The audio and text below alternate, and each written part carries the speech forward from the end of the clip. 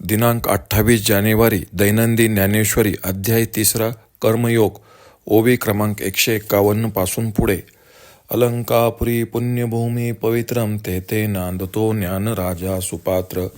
तया आठविता महापुण्यराशी नमस्कार माझा सद्गुरु श्री ज्ञानेश्वरांसी. कर्मने हे संसिद्ध मास्तिता जनकादय लोकसंग्रहमेवापि संपश्य कर्तून महर्षी. देख पाजनकादिक कर्मजात अशेक न सांडिता मोक्ष सुख पावते झाले. या कारणे पार्था होवावी कर्मी असता हे आणि काही एका अर्था उपकारेल. जे आचरता आपण पया देखी लागेल लोकाया तरी चुकील अपाया प्रसंगेची. देखे प्राप्तार्थ झाले जे निष्कामता पावले तयाही कर्तव्य असे उरले लोका लागी. मार्गी अंधासरीसा पुढा देख नाही चाले जैसा अज्ञाना प्रगटावा धर्म तैसा आचरोनी. होगा ऐसे जरी न कीजे तरी अज्ञाना काय उमजे तीही कवने परी जाणीजे मार्गा ते या. यद्यदाचरती श्रेष्ठ ततो देवोत्तर जन स यत् प्रमाणम कुरुते लोकस्तनुवर्तन्ते. एत वडील जे जे करीती तया नाम धर्म ठेविती ते चियेर अनुष्ठिती सामान्य सकळ. हे ऐसे ऐसे स्वभावे म्हणून कर्म न संडावे विशेषे आचरावे लागे संती. न मे पार्थास्ति कर्तव्यम त्रिषु लोकेषु किंचन नानवाप्त वाप्तव्यम वर्त एवच कर्मणी. आता आणि कांचिया गोठी कायशा सांगो किरीटी देखे मीच येराटी वर्ततसे. काय साकडे काही माते की कवने एक आरते आचरे मी धर्माते मनसी जरी. तरी पुरतेपणा लागी आणि दुसरा नाही जगी ऐसी सामुग्री माझ्यांगी जानसी तू. मृत गुरुपत्र आणिला तो तुवा पवाडा देखिला तोही मी उगला कर्मी वर्ते. यदि हयम न वर्तेयम चातु कर्मण्यतंद्रित मम वर्तमानुवर्तन्ते मनुष्या पार्थ सर्वशः. परी स्वधर्म वर्ते कैसा साकांक्षु का होय जैसा तयाची एका उद्देशा लागोनिया. जे भूत जात सकळ असे आम्हाची अधीन केवळ तरी न व्हावे बरळ म्हणोनिया. उस्सिद्धेयुरिमे लोका न कुर्या कर्मचेदहम संकरस्य च कर्ता स्यामो हन्यामिमा प्रजा. आम्ही पूर्ण काम होनी जरी आत्मस्थिती राहुनी तरी प्रजा हे कैसेनी निस्तरेल. इही आमुची वास पावी मग वर्तती परी जाणावी ते लोकस्थिती आगवी नासिली होईल. म्हणून समर्थू जो येथे आथिला सर्वज्ञते तेने सविशेषे कर्माते त्यजावेना. सक्त कर्मण्य विद्वांसो यथा कुर्वन्ति भारत कुर्व्यादितास्तथा सक्त शीर्षल लोकसंग्रहम. देखे फळाची आशा आचरे कामुकू जैसा कर्मी भरू होवावा तैसा निराशाही. जे पुढत पुढती पार्था हे सकळ लोकसंस्था रक्षणीय सर्वथा मनोनिया. मार्गाधारे वर्तावे विश्व हे मोरे लावावे अलौकिका नोहावे लोकाप्रती. न बुद्धी भेदम जनयेदा ज्ञाना कर्मसंज्ञानाम जोषेत सर्व कर्मानी वेदान्युक्त समाचरण. जे सायासे स्तन्य सेवी ते पक्वान्ने केवी जेवी म्हणून बाळका जैसीने दावी धनुर्धरा. तैसी कर्मी जया अयोग्यता तया प्रती नैष्कर्म्यता न प्रकटावी खेळता आदी करुणी. तेथे सत्क्रियाची लावावी तेची एकी प्रशंसावी नैष्कर्मी ही दावावी आचरोनी. तया लोकसंग्रहा लागी वर्तता कर्मसंगी तो कर्मबंधू अंगी वाचेलेना. जैसी बहुरूपयांची रावराणी स्त्री पुरुष भावो नाही मनी परी लोक संपादने तैसीच करते. प्रकृते क्रियमानानी गुणे कर्मानी सर्वशा अहंकार विमूढात्मा कर्मात करता हमती मन्यते.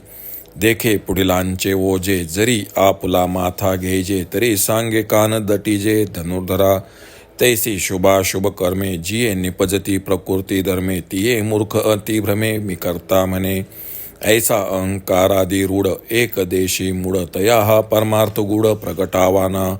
हे असो प्रस्तुत सांगिजेल तुझ हित ते अर्जुना देऊन चित्त अवधारी पा. कर्माचा मुळीच त्याग न करता पूर्वजनकाधिकांना मोक्षाचे सुख प्राप्त झाले. यासाठी अर्जुना मनामध्ये कर्माविषयी पूर्ण आस्था असावी असे श्रीकृष्ण अर्जुनास सांगतात. या वृत्तीचा आणिक एक प्रकाराने उपयोग होईल, कारण आपण श्रेष्ठांनी धर्माचरण केले की तेच वळण लोकांना लागते आणि सहजच त्याची कर्मलोपाने होणारी हानी टळेल. पहा, मिळवायचे ते त्यांनी मिळवले म्हणून ते निरीच्छ झाले. त्यांना देखील लोकांना वळण लावण्याकरता कर्म करावेच लागते. आंधळ्याच्या हाताला धरून जसा डोळस पुढे चालतो, त्याप्रमाणे ज्ञानी लोकांनी अज्ञानी लोकांना आचरण करून धर्म सांगावा. अरे, असे जर केले नाही तर अज्ञानी लोकांना काय कळणार? ते लोक योग्य मार्ग कसा बरे जाणतील?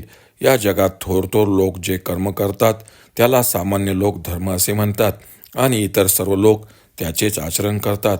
अशी ही स्थिती असल्याने ज्ञानी लोकांनी कर्म सोडू नये. एवढेच नव्हे तर संतांनी त्याचे आचरण विशेष काळजीने केले पाहिजे. अर्जुना, आता इतरांच्या गोष्टी तुला कशाला सांगू? पहा, मी सुद्धा याच मार्गाने वागतो. मला काही कमी आहे म्हणून किंवा काही एक इच्छा धरून मी धर्माचे आचरण करतो असे जर म्हणशील तर तुला माहीत आहे, माझ्यासारखा परिपूर्ण असा दुसरा कोणीही जगात नाही. अशा प्रकारचे सामर्थ्य माझ्यात आहे हे तुला माहीत आहे. मी आपल्या गुरुचा मेलेला मुलगा परत आणला. तो माझा पराक्रम तू पाहिलाच आहे. असा मी देखील निमूटपणे कर्म करतो. परंतु ती कर्मे मी कशी करतो म्हणून विचारशील तर सकाम पुरुष जसा फळाच्या आशेने ज्या दक्षतेने कर्म करतो तितक्याच दक्षतेने मी पण कर्माचरण करतो. पण ते केवळ त्याच एका हेतूने की सर्व प्राण्यांचा समूह आमच्याच तंत्राने चालणारा आहे, तेव्हा भलतीकडे जाऊ नये म्हणून. आम्ही निरीच्छ होऊन जर आपल्या स्वरूप स्थितीतच राहिलो तर ती प्रजा भवसागरातून कशी पार पडेल? हे आमच्याकडे पाहून स्वतःचे वर्तन सुधारतील. आम्ही जर उदासीन झालो तर या लोकांची स्थिती नासून जाईल. म्हणून या लोकात जो समर्थ असेल आणि सर्वज्ञतेने युक्त असेल त्याने या तर विशेष करून कर्माचा त्याग करूच नये. फलाशाच्या आशेने फलासक्त पुरुष जितक्या उत्सुकतेने कर्माचे आचरण करतो तितक्याच उत्सुकतेने फलाशा नसलेल्या लोकांनी कर्म केली पाहिजेत. कारण अर्जुना, लोकांची वागण्याची रीत नेहमी सर्व प्रकारे जतन करून ठेवणे योग्य आहे. म्हणून शास्त्रार्थाने सांगितल्याप्रमाणे वागून जगाला सरळ मार्गाला लावावे आणि आपण लोकबाह्य वर्तन करू नये. जे तान्हे बालक मोठ्या कष्टाने आईच्या स्तनातील दूध पिते ते पक्वान्नाचे कसे खाईल? म्हणून अर्जुना, ती पक्वान्ने ज्याप्रमाणे तान्ह्या बालकांना देऊ नयेत त्याप्रमाणे ज्याला साधे कर्मही नीटपणे करता येत नाही त्याला चुकूनही निष्कर्म स्थितीचे तत्त्व सांगू नये. त्याला चांगल्या आचाराला लावावे, त्याचीच केवळ स्तुती करावी आणि निष्काम पुरुषांनीही सत्कर्माचेच आचरण करून दाखवावे. लोकांच्या कल्याणासाठी जरी त्यांनी कर्माचे आचरण केले तरी कर्माचे बंधन त्यांना प्राप्त होणार नाही. जसा बहुरूपी राजा राणीचे सोंग घेतो पण त्याच्या मनात स्त्री पुरुषाची भावना नसते, परंतु त्या सोंगाची बतावणी मात्र यथास्थितपणे करतो. अर्जुना, दुसऱ्याचे ओझे जर आपल्या शिरावर घेतले तर त्या भाराने आपण दडपले जाणार नाही का सांग? तसे प्रकृतीमुळे जे शुभाशुभ कर्म घडत असते ते अज्ञानी मनुष्य मी केले असे भ्रमाने मानत असतो. असा देहाचा अहंकार धरणारा व स्वतःच मर्यादित समजणारा जो मूर्ख, त्याचे तत्वज्ञान सांगू नये. ते राहू दे. आता तुला हिताची गोष्ट सांगतो, ती दक्षतेने ऐक.